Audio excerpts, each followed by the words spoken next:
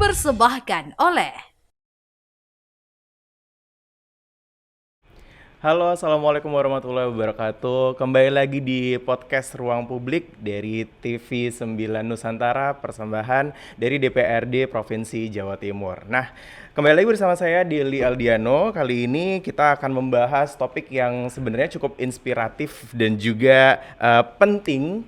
Tapi ini juga cukup menarik dibahas untuk banyak masyarakat khususnya di Jawa Timur sendiri, yaitu tentang perempuan berdaya. Karena di tengah arus perubahan zaman, ini perempuan nggak cuman ada di balik layar saja, nggak cuman mendorong suami-suaminya atau bahkan pria-prianya, namun perempuan sekarang itu sudah menjadi berdiri sejajar, mulai dari mengukir peran, mengambil bagian penting dalam membentuk arah masa depan. Dengan semangat kecerdasan dan empati, perempuan berdaya menjadi pilar kekuatan yang tak tergantikan, baik dalam keluarga, masyarakat, maupun dalam pembangunan bangsa. Nah, perempuan berdaya membangun peran merangkai masa depan adalah seruan untuk terus membuka ruang, khususnya untuk menghancurkan batasan juga dan menyalakan harapan.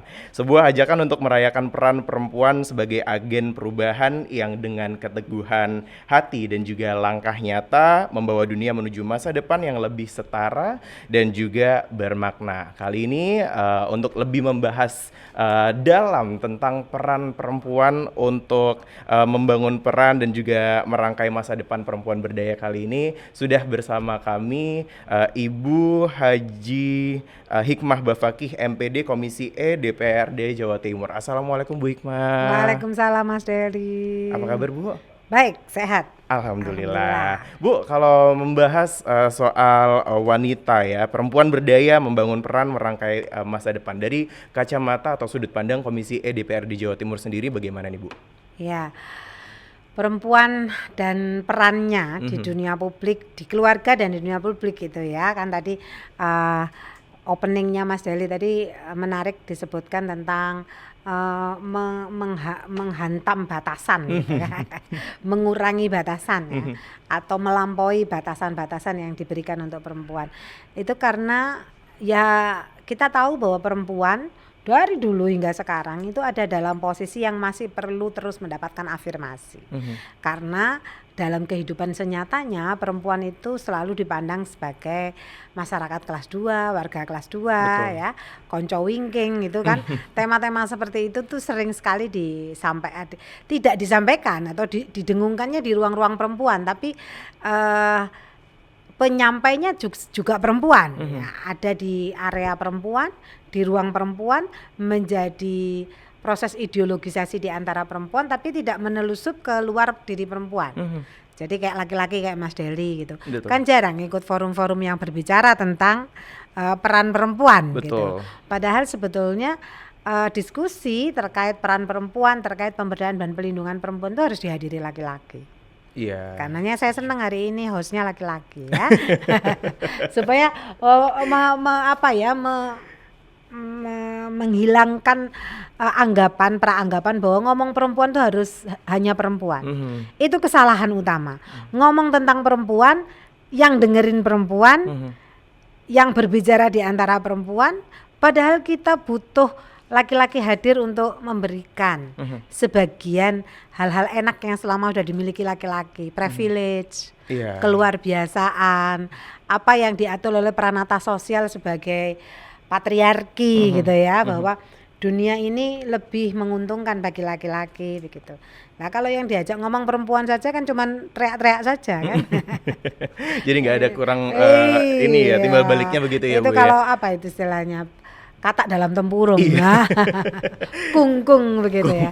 Jadi kalau harus keluar, laki-laki harus diajak serta untuk berbicara. Nih, kalau ngomong tentang perempuan itu juga menjadi kebutuhan laki-laki. Karena dunia laki-laki itu juga di dalamnya ada perempuan. Setuju. Bahkan hal penting juga bagi laki-laki adalah kehadiran perempuan. Sebagai ibunya, sebagai saudarinya, sebagai koleganya di tempat kerja, kemudian hari menjadi istrinya. Nah, ketika di masa depan.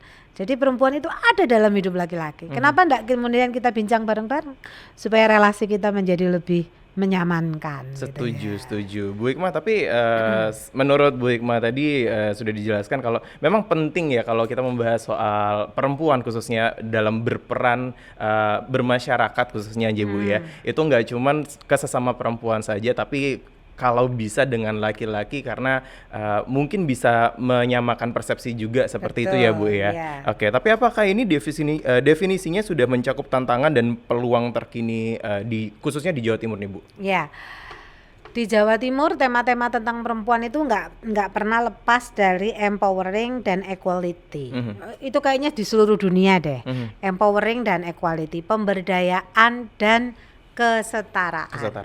Itu tema-tema lama sampai sekarang terus ada. Jadi kadang-kadang kita rodok kok itu lagi ya, kok studi gender lagi, feminisme lagi.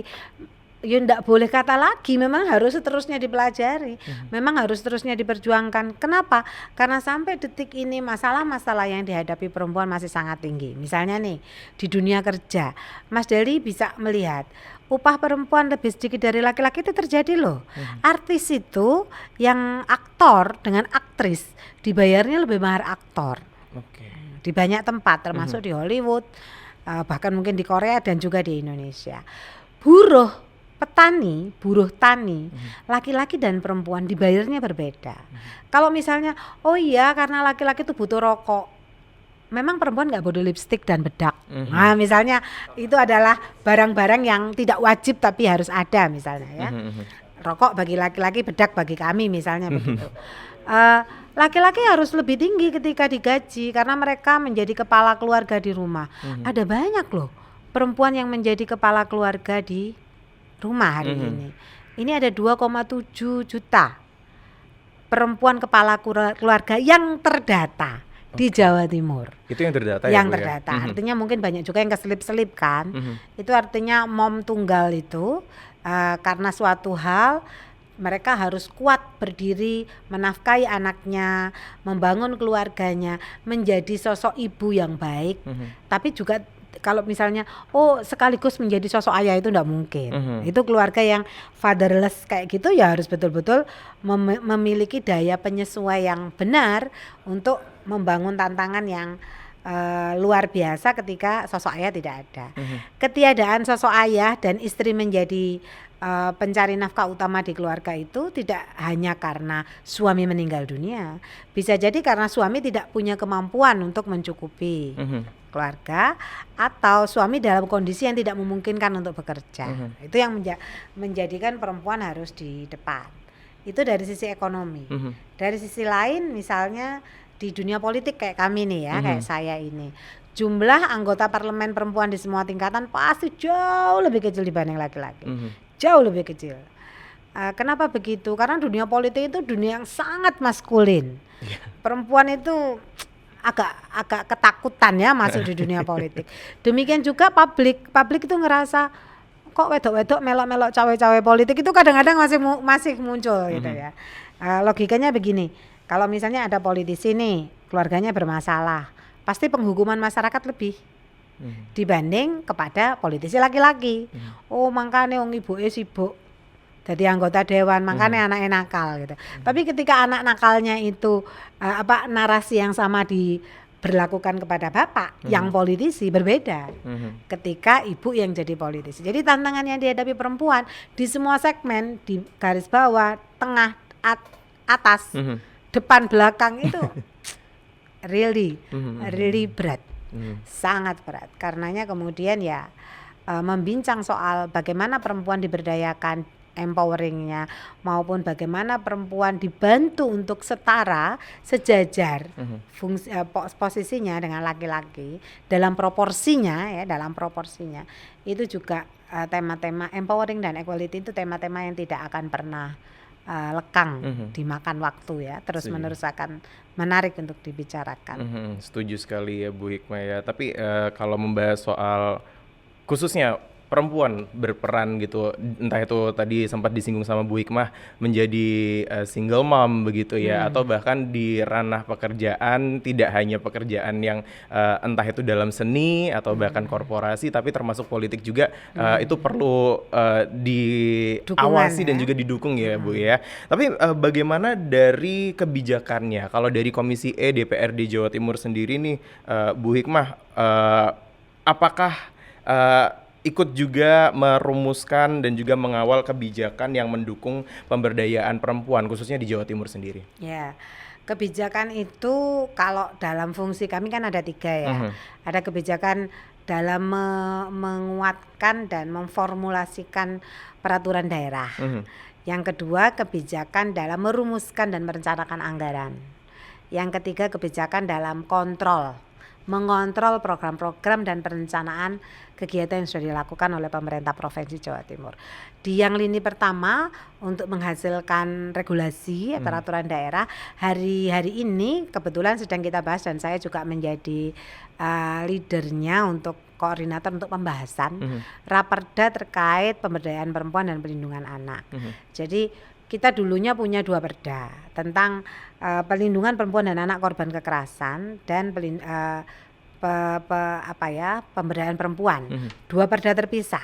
Nah, ini karena omnibus law dan karena situasi-situasi terbaru terkait tantangan terhadap perlindungan perempuan dan anak, terkait misalnya kejahatan berbasis online dan sebagainya ya, maka kita merasa harus diupdate, diaktualisasi perda ini.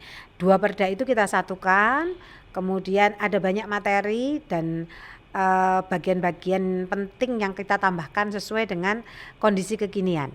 Tantangan-tantangan yang dihadapi perempuan dan anak itu yang terbaru itu juga kita masukkan dan kita atur dalam Raperda ini. Sekarang dalam proses. Sebelumnya kami melalui proses untuk perencanaannya ya.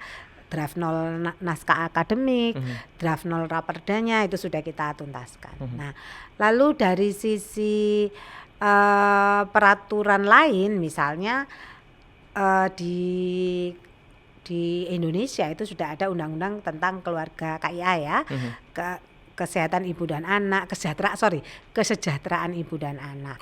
Ini kan harus kita terjemahkan dalam bentuk program. Karena begini Mas Adeli, kita senang sekali bikin regulasi, bikin aturan, tapi kita lupa untuk menerjemahkannya menjadi program.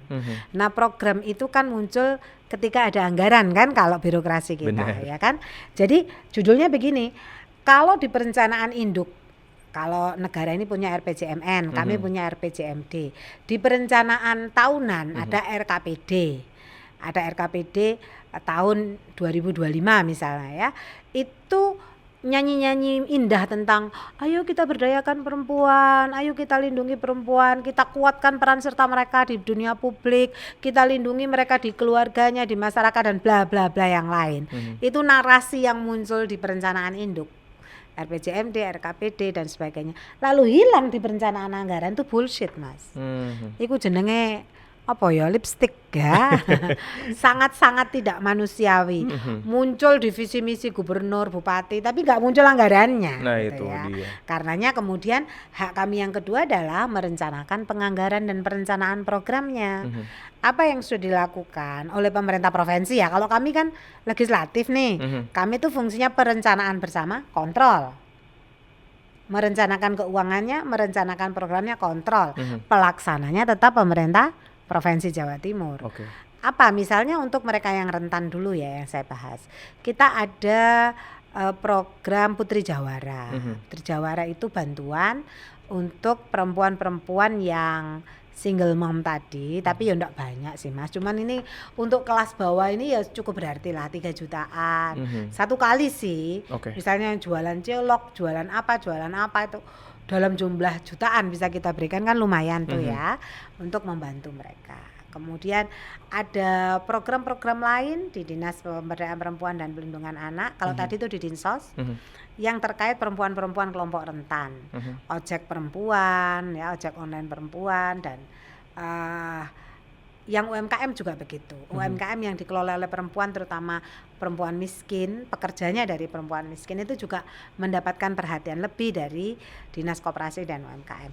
Ini artinya afirmasi judulnya, Mas. Mereka yang rentan kita keluarkan dari kerentanannya supaya tidak mengalami problem, kan begitu ya. Nah, kemudian dari sisi kontrol, ya. Setelah dilaksanakan kan kita harus kontrol tuh program itu efektif nggak, gitu ya. Dilaksanakan dengan baik nggak, desain itu tepat sasaran nggak. Kadang kan apa yang direncanakan oleh pemerintah ternyata nyampe ke bawahnya kurang bermanfaat. Akan lebih bermanfaat kalau begini. Nah, itu kita lakukan redesign untuk tahun anggaran berikutnya. Itu bisa kita 3 fungsi ini, fungsi melakukan proses pembuatan peraturan daerah, ya, fungsi merencanakan program dan memberikan budget, ya, dan fungsi melakukan kontrol itu juga lekat pada isu-isu perempuan. Nah, tapi Mas, urusan perempuan yang banyak, masalah perempuan yang sedemikian besar dan berat, tentu tidak akan selesai kalau hanya diintervensi dan direspon oleh pemerintah saja. Butuh peran serta masyarakat untuk melakukan proses bersama-sama mengatasi ini. Itu Mas Dedi. Oke, berarti sekarang PR-nya adalah bagaimana membuat sinergi dari masyarakat juga. Betul, salah satunya ya Bu ya. Tapi tantangan terbesarnya sendiri selain untuk memastikan yang namanya program-program tadi berjalan dengan lancar nih Bu ya. Ada tantangan terbesar lagi kah selain itu? Tantangan terbesarnya itu menurut saya sih ketika kemudian subjek utama kita yang kita diskusikan dari tadi perempuan gitu, tidak memastikan dirinya siap untuk berkiprah. Ya, perempuan yang tidak siap menjadi ibu, tidak siap menjadi istri, perempuan yang tidak siap bekerja sekaligus menjadi ibu dan menjadi istri, perempuan yang tidak siap menjadi ibu mertua atau kakak ipar sampai ada ipar maut ya. Sebentar lagi ada mertua maut ya. Iya, betul. Nah, yang kayak gini ini kenapa sih narasi yang maut-maut harus perempuan? Memang laki-laki nggak bisa jadi maut dalam keluarga gitu ya. Nah, ini kemudian kan apa yang ada di sinetron digambarkan bahwa anak-anak akan lebih nyaman ketika komunikasi sama ayah, ketakutan ketika komunikasi dengan ibu. Itu kan sebetulnya merepresentasikan situasi real di masyarakat gitu. Artinya ketika perempuan tidak selesai dengan dirinya sendiri, tidak cukup wise untuk menghadapi tantangan menjadi dirinya, menjadi orang yang memiliki fungsi-fungsi lain karena peranata sosialnya ibu, istri, atau perempuan pekerja, dan kemudian mengorkestrasi peran-peran yang barengan itu dengan cara yang benar, ya dia akan sulit berperan dan berdaya. Sulit sekali. Itu tantangan utamanya menurut saya. Jadi ada banyak program-program pemerintah itu yang muspro akhirnya, Mas. Ya, jadi karena ketika diberikan bantuan modal larinya malah untuk makan. Iya. Ya, misalnya ketika diberikan bantuan, misalnya begini, kawan-kawan pekerja seks gitu ya, kawan-kawan PSK. Disentuh, direspon dengan cara mereka supaya mereka keluar dari zona pekerjaan-pekerjaan terburuk bagi perempuan gitu ya. Karena itu pekerjaan yang beresiko dan tidak baik untuk perempuan misalnya. Lalu mereka diajari gimana kalau mereka diberikan upskill untuk bisa keluar dari zona itu. Apa itu? Make up, potong rambut ya, tambah laris Mas. Tambah laris karena pinter make upan kan? Iya, ya. Betul. Berarti ini kan keterampilan yang tidak mengentaskan gitu kan. Jadi karena desain yang tidak tepat, itu tantangan keduanya. Jadi tantangan pertamanya dari diri perempuan sendiri, tantangan keduanya kadang-kadang respon kita masyarakat maupun pemerintah itu nggak sesuai dengan kebutuhan perempuan gitu. Nggak sesuai. Misalnya gini nih, ada cerita Dinas Cipta Karya dari suatu kabupaten kota, ini kisah yang terjadi memang. Bikin acara tentang mengedukasi tentang rumah sehat, sanitasi dan air bersih rumah sehat. Nah, jamnya adalah jam kerja, yang datang perempuan kan? Karena laki-laki sedang bekerja. Tapi desain rumah mau ini soal sanitasi, siapa yang paling berkewenangan di rumah? Kalau rumah tangganya, bapaknya. Ya. Ngapain ngajak ngomong perempuan ketika perempuan tidak bisa menggunakan hasil edukasinya itu untuk diterapkan? Ini namanya desain programnya salah. Nah ini terus-menerus kita lakukan redesign. Demikian juga masyarakat, dunia usaha kepingin bantu perempuan dengan cara apa? Ternyata desainnya nggak tepat. Makanya jangan anti redesign. Karena situasi yang dihadapi perempuan itu terus-menerus berubah kok Mas. Tantangan perempuan hari ini nggak sama dengan tantangan perempuan dulu. Setuju. Kalau ditanya ibu-ibu hari ini, lebih sulit parenting atau mengasuh anak hari ini atau dulu? Kalau dibilang enak dulu, katanya orang yang nenek-nenek kita. Oh, mbiyen niku gak ono KB, gak ono dokter obgyn, juarang iso operasi. Lek manak ya kudu ngeden masih anake sulas misalnya. Ngeden ping sulas harus lahir normal. Tidak ada pempes, tidak ada sufor. Tidak ada dukungan-dukungan material yang membuat perempuan nyaman. Nggak ada yang serba instan, semuanya harus dibikin. Makanan bayi dibikin, popok jahit sendiri dan sebagainya. Katanya nenek-nenek kita. Tapi perempuan-perempuan kini ngomong, oh kalau sekarang kita itu berkejaran dengan TikTok. Tantangan kita ya kan, bekerjaan dengan Instagram, dengan real story, dengan macam-macam, dan itu terus-menerus mempengaruhi kehidupan anak-anak kita, suami kita. Tantangannya juga luar biasa. Sekalipun hidupnya mungkin lebih mudah, lek punya uang, ya kan. Setuju. Nah itu dia. Jadi ya kendala ketiga atau tantangan ketiga adalah di situasi yang terus-menerus berubah tadi. Dengan pergerakan zaman juga ya Bu ya. Waduh, ini pembahasannya sepertinya semakin dalam. Monggo diunjuk dulu Bu. Ini terima nanti kasih. kopinya dingin ini ya. Oke. Masih membahas tentang perempuan berdaya ya. Perempuan berdaya membangun peran merangkai masa depan. Ini tadi sudah sempat disinggung juga sama Bu Hikmah ya, Bu. Semakin banyak perempuan yang berkarir. Nah ini berkarir entah itu mulai dari berbisnis UMKM kecil-kecilan maupun bekerja korporasi menjadi pegawai kantoran, atau bahkan salah satunya kita bisa melihat nih pemirsa, contoh di depan mata saya sendiri, jenengan Bu Hikmah berpolitik, berpolitisi gitu ya. Ini bagaimana pandangan Komisi E sendiri terkait dukungan infrastruktur dan juga kebijakan yang bisa membantu perempuan untuk mencapai keseimbangan antara peran profesional dan juga domestik, khususnya di Jawa Timur, Bu? Iya. Kalau perdebatan panjangnya kan selalu begini, yang paling penting itu peran-peran domestik di rumah, peran-peran kodrati. Kalau peran kodratinya nggak bisa dialihkan ya Mas. Peran kodrati itu apa sih? Hamil, menyusui, itu nggak bisa di skip dari kehidupan perempuan. Nggak bisa digantikan gentenan hamilnya kan nggak iso ya. Jadi kan kita perempuan itu peran kodrati itu harus dijalankan. Nah peran domestik selebihnya adalah mengasuh anak, kemudian masak, setrika, membersihkan rumah dan sebagainya, mendidik anak. Itu peran-peran domestik yang kadang nggak dianggap penting ya, dianggap remeh. Karenanya ibu rumah tangga itu dianggap tidak bekerja. Saya sebagai perempuan bekerja harus ngaku dengan jujur. Jauh lebih berat menjadi ibu rumah tangga 24 jam dibanding menjadi politisi perempuan. Jauh lebih berat. Jadi politisi perempuan banyak Mas, seneng-senengnya, bisa keluar rumah, bisa melakukan sesuatu yang kita suka. Menjadi pekerja di kantoran juga begitu. Ada waktu-waktu di mana kita menjadi diri kita yang lain gitu ya. Tapi 24 jam bersama anak-anak di rumah, sesekali ditemani suami ketika suami lagi di rumah, itu tidak mudah.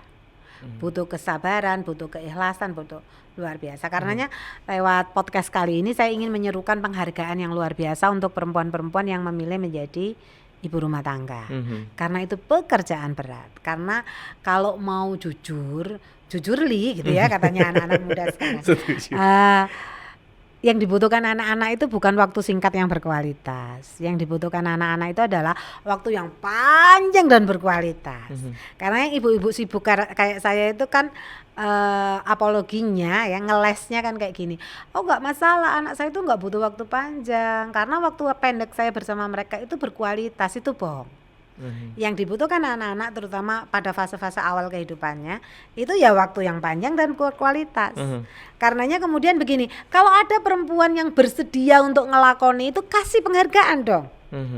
Kasih reward dari suami, dari keluarga, dari lingkungan dan dari negara, bahwa menjadi ibu rumah tangga itu penting untuk membangun sendi-sendi yang baik. Nah kemudian kalau karena satu dan lain hal perempuan harus bekerja, Karena dia memang punya kemampuan, punya kapasitas, punya kompetensi, dia punya hak untuk mengembangkan dirinya sendiri. Karena dia juga punya kemampuan untuk menghasilkan cuan ya, yang itu akan membantu keluarga besarnya, tidak hanya keluarga intinya. Karena adik kakaknya di rumah membutuhkan itu, orang lain membutuhkan rezekinya. Maka kepada perempuan pekerja ini juga harus diberikan keadilan. Dengan cara apa? Yo kalau perempuan juga bekerja maka tugas domestiknya dibagi dong. Jangan kayak gini nih. Ini penggambaran yang sering saya berikan kalau saya lagi membahas soal perempuan dan laki-laki ya. Saya sering membahas soal relasi. Dan kualitas hubungan dan peran perempuan. Saya sering begini, ada suami istri sama-sama guru, ya kan? Coba dihitung dari menit ke menit hidup mereka dalam 24 jam. Seorang bu guru yang ibu dan istri, dan seorang pak guru yang suami dan bapak. Hidupnya untuk dirinya sendiri dan hidupnya untuk orang lain akan sopo mas? Akan bu guru apa pak guru? Kalau saya jujur ya Bu ya, akan pak guru. Untuk orang lain? Untuk orang lain, oh bu guru. Akan bu guru dong. Iya, Mas Deli hampir salah ya. Iya. Coba nanti dikerotok sama ibu-ibu tuh. Iya, nanti ras saya yang terkuat di bumi nanti ya.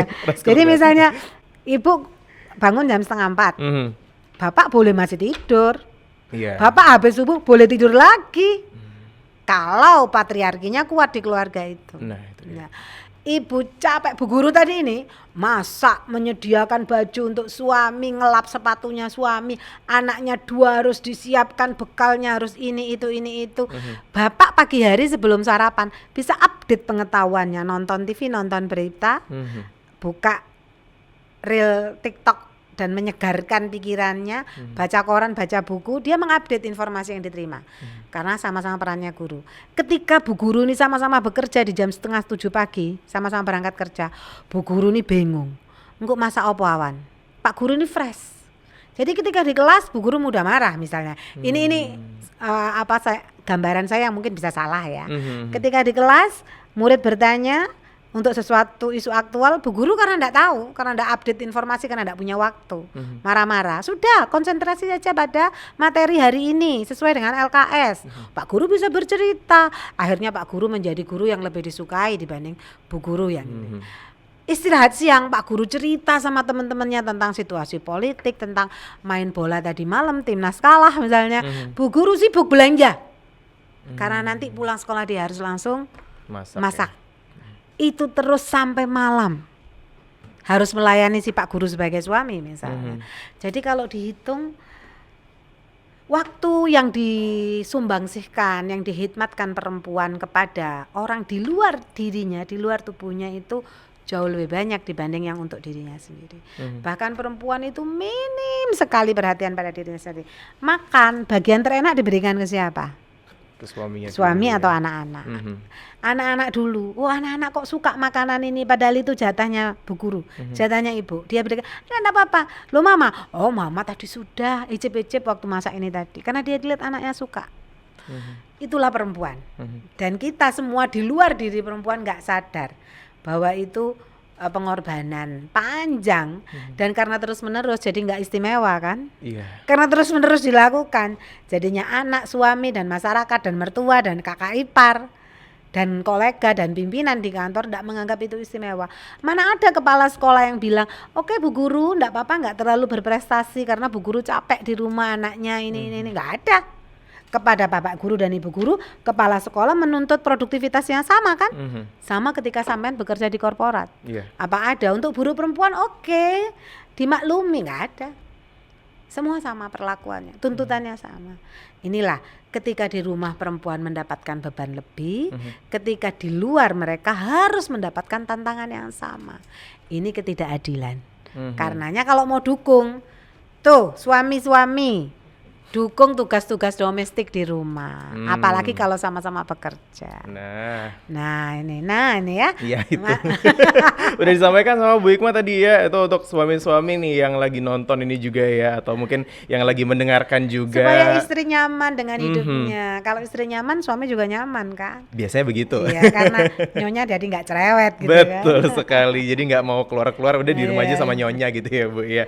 Oke, selanjutnya Bu, ini kan Jawa Timur sendiri, jangankan Jawa Timur, Indonesia khususnya itu kan yang namanya populasi perempuan ini kan biasanya 2 kali lipat lebih banyak dibandingkan laki-laki. Enggak 2 kali lipat. Atau berapa nih Bu? Jaraknya kalau di Indonesia ya cuman 1%. 1%. 1-2%. 1-2% lebih banyak dibandingkan laki-laki. Iya. Begitu ya. Khususnya di Jawa Timur juga ya Bu ya. Dan itu di angka tua. Oke. Kenapa? Karena angka harapan hidup perempuan lebih tinggi loh dibanding laki-laki. Iya. Sekalipun bebannya saya gitu banyaknya Mas. Iya itu ternyata dia. Perempuan lebih survive secara usia dibanding laki-laki ternyata lebih cepat meninggal dunia. Angka harapan hidup. Angka harapan hidupnya. Di Indonesia. Nah, karena laki-laki nggak bisa nangis katanya. Kalau Iya, punya itu sih, masalah dipendem ya, Aha. akhirnya gampang sakit jantung, sakit ini itu. Kalau perempuan kan kita sedih nangis aja. Iya juga sih. Ini pembahasannya sebenarnya juga saya sendiri kesenggol ini Bu ya. Oke, dari Komisi E sendiri nih Bu, bagaimana Komisi E DPRD Jawa Timur sendiri ya mendorong peningkatan partisipasi dan juga presentasi perempuan dalam khususnya ranah politik, birokrasi dan kepemimpinan di berbagai sektor. Mengingat tantangan kuota, stigma yang masih ada tadi juga gitu. Ini bagaimana Bu? Di birokrasi misalnya, kita sering kemudian mengkampanyekan, mengedukasi, meminta, berharap kepada gubernur, wali kota, bupati untuk memberikan kesempatan kepada perempuan untuk memimpin sesuai dengan kompetensinya. Karena ada banyak begini, ini kesempatan menjadi kepala dinas ini atau kepala OPD ini antara laki-laki dan perempuan terbuka misalnya ya, karena ada tender. Oh dipilih laki-laki aja, enggak lah laki-laki aja, kalau perempuan nanti enggak optimal karena harus begini begitu di rumahnya loh. Laki-laki tugas domestik kan yang menjadi ini kan. Nah jadi karenanya kemudian kasih perempuan promosi. Saya berkeyakinan ketika mereka menduduki jabatan-jabatan penting, mereka mampu menunjukkan kemampuannya. Karena perempuan itu memang jenisnya bisa bekerja dengan berpikir dan bekerja untuk banyak hal dalam sekali waktu, itu kemampuan perempuan memang. Kalau laki-laki kan cenderung fokus sama satu hal ya Bu ya. Iya. Kemudian promosi di bidang politik. Partai politik nih ya, partai politik ya berilah peluang kepada perempuan untuk dapat nomor cantik. Jangan perempuan hanya untuk pemenuh kuota ya kan. Berilah perempuan kemungkinan penguatan untuk dia jadi. Bantuan pendanaan, bantuan jaringan kampanye, jaringan elektoral itu perlu diberikan kepada calon legislatif perempuan. Calon kepala daerah perempuan misalnya harus diberikan kuota dan afirmasi agar mereka juga mampu berkontestasi melawan hingar-bingar politik yang maskulin tadi ya kan. Jadi menurut saya itu dimulai dari mana? Dimulai sejak kecil Mas. Dukungan itu dimulai sejak kecil di keluarga. Sejak kecil anak-anak kita harus dibiasakan untuk melihat bahwa kita sebagai ibu dan ayah itu memberikan contoh yang bahwa kita setara dan bersama-sama. Bahwa kita membangun keluarga ini bersama-sama. Anak-anak akan melihat bahwa untuk bikin kopi ayahnya nggak selalu harus dibikinkan ibu. Kadang ketika ibu bekerja di depan laptop malam hari atau masih jahit malam hari, bapak dengan sukacita membuatkan ibu makanan hangat, minuman hangat, dan itu anak-anak melihat. Itu akan tersimpan dalam mind anak-anak. Kedepan mereka memahami bahwa sekalipun mereka laki-laki, mereka boleh biasa lazim untuk melakukan kerja-kerja domestik bersama karena bapaknya memberikan contoh itu. Misalnya sejak kecil begitu. Sejak kecil kita juga akan memberikan pengasuhan yang berimbang. Anak laki-laki aja dikei pestol-pestolan tok, sementara anak perempuan boneka melulu. Akhirnya anak perempuan cenderung sangat lembut, sementara laki-laki punya kewenangan atas nyawa orang ya, dar. Perempuan main-mainan yang lembut-lembut. Switch keduanya, anak perempuan juga boleh main mobil-mobilan dan pistol dengan jumlah yang lebih kecil dibanding boneka. Anak laki-laki juga boleh mainan bunga, mainan boneka untuk sisi feminitas laki-laki perlu dimunculkan dalam titik yang benar. Sisi maskulinitas perempuan juga perlu dimunculkan dalam titik yang benar. Ketika proses pengasuhan ya, ketika proses pengasuhan. Itu akan membuat anak-anak yang diasuh dengan cara yang benar kayak gini, yang berimbang kayak gini, menjadi kuat. Menjadi tahu bahwa mereka dihargai. Ya. Pengasuhan kepada anak perempuan tentu spesifik lebih berbeda dibanding anak laki-laki. Kenapa anak perempuan itu sangat membutuhkan ayahnya misalnya ya, karena anak ayahnya merekognisi semua nilai-nilai yang dia sudah dapatkan di sekolah, di tempat lain, tempat curhat, bener kak kayak gini ayah, bener kak kayak gini. Ketika kemudian ayah nggak ada atau terjadi fatherless karena satu dan lain hal, maka peran-peran itu mau nggak mau juga harus dicarikan dan didapatkan oleh ibu dengan cara-cara yang berbeda misalnya. Nah ketika sudah menginjak usia untuk bersekolah, sudah remaja, kemudian menikah dan masuk dunia kerja, tantangan yang dihadapi perempuan kan berbeda-beda. Nah, tantangan yang berbeda-beda inilah responnya juga berbeda-beda menurut saya. Kepada anak-anak di sekolah kita harus menciptakan situasi yang saling respect. Anak-anak laki-laki dan perempuan harus dibiasakan untuk respect kepada dirinya dan kepada orang lain. Hingga tidak ada kemudian perempuan direndahkan di sekolah karena keperempuanannya. Perempuan mendapatkan kekerasan karena perempuannya. Itu tidak ada. Karena semua dibangun dengan respect. Di rumah juga dibangun dengan respect. Kalau itu yang terjadi, insya Allah problem perempuan juga akan lebih kecil. Dan respon pemerintah saya pikir juga harus menyeluruh ya terkait itu. Oke, Bu, sebenarnya saya penasaran juga sih, adakah program atau inisiatif unggulan dari Komisi E DPRD untuk spesifik dirancang mendorong peran perempuan ini sendiri? Tidak ada yang secara spesifik ya, karena pengakuan jujur dan memprihatinkan anggaran untuk pemberdayaan perempuan di OPD yang menangani perempuan kecil pakai banget. Iya, ada 32 eman, sementara anggaran-anggaran di tempat lain jauh lebih besar. Nah, cuman kan ngomong bahasanya begini narasinya. Perempuan ini ngomong soal perempuan itu kan tidak hanya di satu OPD. Ini urusan wajib yang bisa dikerjakan di semua OPD, lintas sektor. Karenanya kemudian ada namanya gender budget ya. Negara ini bikin aturan namanya PPRG, Perencanaan Penganggaran Responsif Gender. Kadang-kadang orang berpikir, oh PPRG itu hanya di Dinkes untuk KB perempuan, untuk angka kematian ibu dan bayi, untuk itu ada di Dinas Pemberdayaan Perempuan. Enggak, dinas OPD apapun boleh PPRG, merencanakan PPRG atau gender budget. Misalnya nih Bina Marga, bangun jembatan yang punya perspektif perempuan dan hak anak ya, yang respect dan respon terhadap situasi perempuan apa. Kalau perempuan tuh pakai heel, dia tetap nyaman berjalan di sisi jembatan itu. Kalau perempuan tuh bawa sesuatu, gendong bayi, bawa beban, jembatan itu jangan kemudian dikasih pot bunga gede-gede dan menghalangi dia. Jembatan sisi kanan jembatan jangan dipakai untuk orang boleh jualan misalnya. Itu bangun jembatan pun bisa responsif gender. Apalagi program-program yang jelas-jelas untuk perempuan ya. Maka kemudian PPRG ini kita terapkan di Jawa Timur untuk semua OPD, Mas. Untuk semua OPD, untuk kemudian membangun kapasitas pengelola anggaran di lintas OPD untuk menyadari bahwa gender gap situasi di mana perempuan dan laki-laki itu berada dalam situasi yang tidak sama, itu namanya gender gap ya. Kesenjangan ya, terjadi kesenjangan. Itu harus direspon dengan program dan anggaran. Lintas OPD dimanapun. Tentang kebencanaan, kebetulan di Komisi E juga, BPBD misalnya ya, Badan Penanganan Bencana Daerah misalnya. Kita kan harus membedakan respon pengungsi perempuan dan laki-laki berbeda. Ketika di pengungsian yang dibutuhkan perempuan lebih spesifik dibanding laki-laki. Maka bantuannya jangan hanya Indomie dan saya menyebut merek, sorry. Dan beras saja misalnya ya. Tapi juga pembalut perempuan misalnya kan, celana dalam dan hal-hal spesifik yang dibutuhkan perempuan. Kadang kita lupa di pengungsian misalnya ya, semacam itu. Jadi respon terhadap perempuan itu harus lintas OPD. Ini isu yang harus direspon oleh semua level semua, mau pemerintah maupun non pemerintah, menurut saya begitu.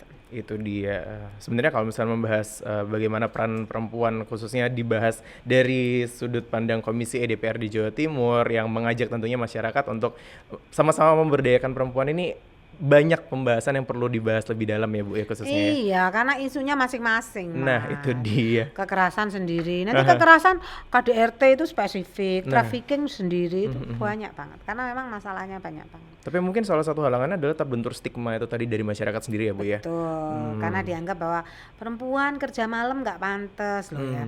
Kalau memang shiftnya malam, kalau memang pekerjaannya jenisnya harus malam hari. Itu dia. Iya, yang penting kan negara menghadirkan moda transportasi yang aman di malam hari, memastikan itu terang benderang di lokasi fasum misalnya, hingga perempuan kalau jalan nggak takut misalnya.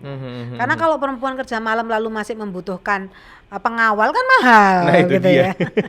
Terakhir deh Bu, ini karena waktu kita yang sangat singkat ternyata, Iya. aduh sebenarnya kurang ya kalau membahas ini ya Bu ya, Iya, butuhnya karena waktu yang luas lebih lama. banget ya. Itu dia. Terakhir dari Bu Hikmah nih ya, dari Komisi E DPRD Jawa Timur sendiri nih, adakah harapan tentunya khususnya untuk perempuan Jawa Timur dalam merangkai masa depan yang lebih baik, di mana mereka bisa berperan secara optimal dan juga berdaya sepenuhnya, ini bagaimana harapannya Bu? Iya. Monggo. Sebelumnya tentang berdaya itu tadi lupa nggak dibahas ya. Iya. Tapi jadi closing juga bagus sih. Nah.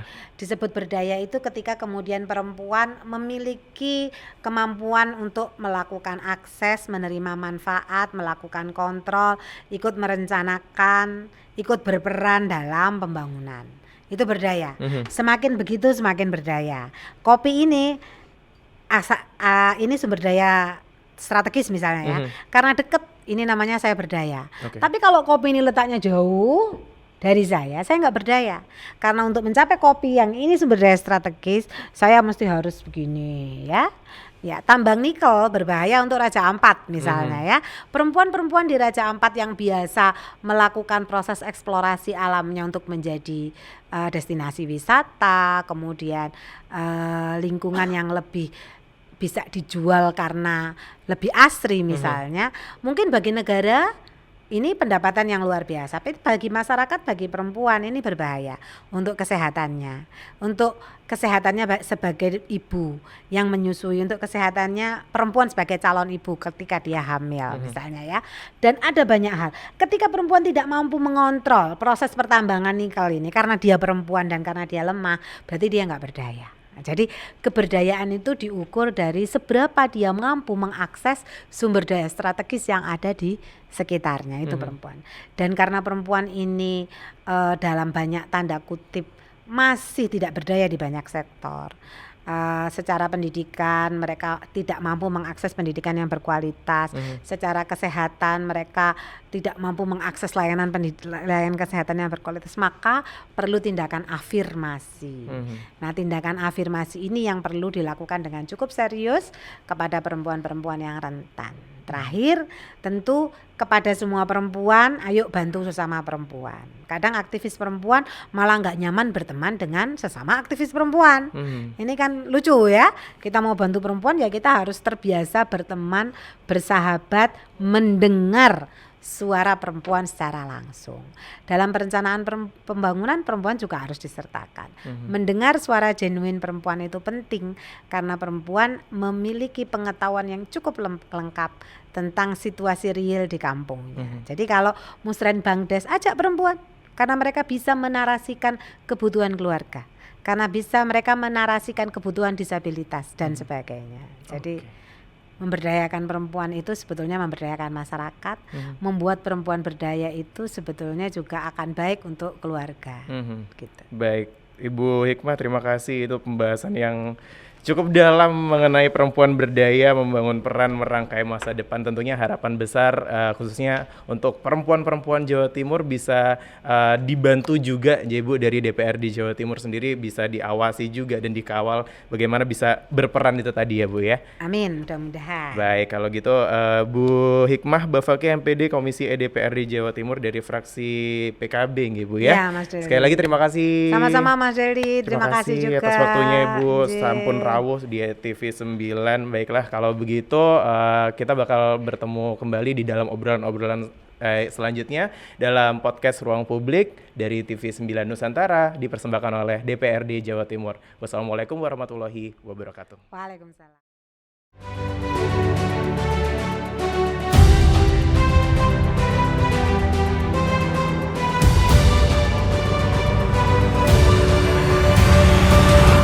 Acara ini dipersembahkan oleh